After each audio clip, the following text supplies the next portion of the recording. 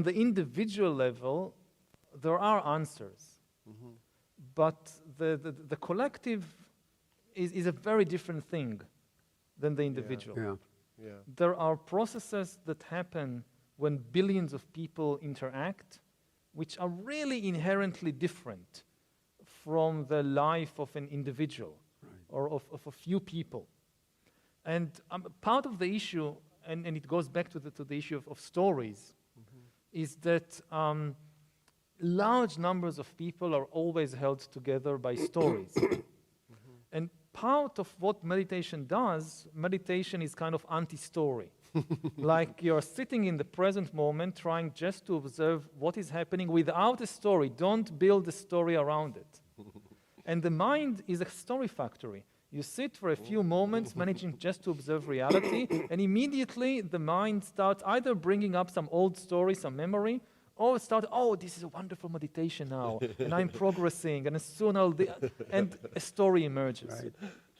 And on the individual level, we have practice, like in the Dharma, of how not to constantly create stories. But when you think about entire countries and humanity at large, I mean, the story is the glue that holds everything together. Need the story. And the only thing that can replace one story is another story. There is no way that we can have kind of a global system. Well, how about the story of planet Earth, for instance? The story of, I mean, the word China, as I understand it, means the center. Chinese civilization, very, very old. They've been around a very, very long time. They have a Dharma history from the Tang and Song dynasties that's second to no expressions on the face of the earth. I mean, they're just phenomenally beautifully articulated, artistic in every other way, and true non-dual teaching. What if the Chinese actually woke up to that on a sort of bigger level? That would be interesting. I think he's saying that from the individual level, we have some agency, but from the collective level, no, but that's 2 what I'm billion talking people about. in China is a hard... Actually going to a larger collective level. If we're so interconnected now, why can't we influence each other in just this kind of a way? The stakes are very high. Even, let's say, never mind AI, global warming. I mean, we need to kind of wake up to the fact that if we give the planet more of a fever, the consequences are going to be really horrible.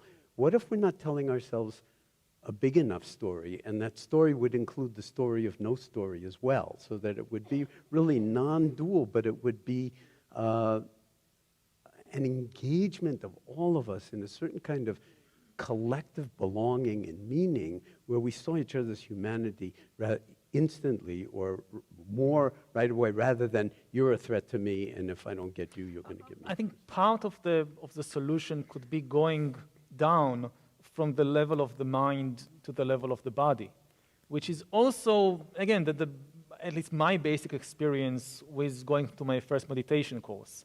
I was doing my PhD in Oxford at the time, living in my mind, and he was this person, Esen Goenka, telling me, stop living in your mind, go down to the level of the body, start with the breath. And there is a lesson there, I think, globally, because what separates humans is the stories in their minds, whereas on the bodily level, we are remarkably the same. And, there is I often like to quote Sting on that, the singer, in his song Russian, which is becoming more and more relevant with each passing day, that we share the same biology regardless of ideology. The ideologies, the stories that the mind creates, this is what sets us apart. When we go down to the level of the body, the biological level, we realize how much connection we have, not just with the other humans on the planet, but with the entire ecological system. Exactly. I'm going to see, I'm sorry, Yuval. And again, there is this story in the Buddhist tradition about this meditator who came to Buddha for instruction, and he was a very, very accomplished meditator in the higher jhanas. And these higher jhanas are this extremely deep meditative state. Concentrated state. Very, very concentrated, where the mind really loses all connection, the four highest jhanas with the body, and start expanding and expanding and expanding the mind to infinity. And like a cosmic mindfulness and the cosmic mind, and the Buddha tells him, go down back to the level, you've lost touch.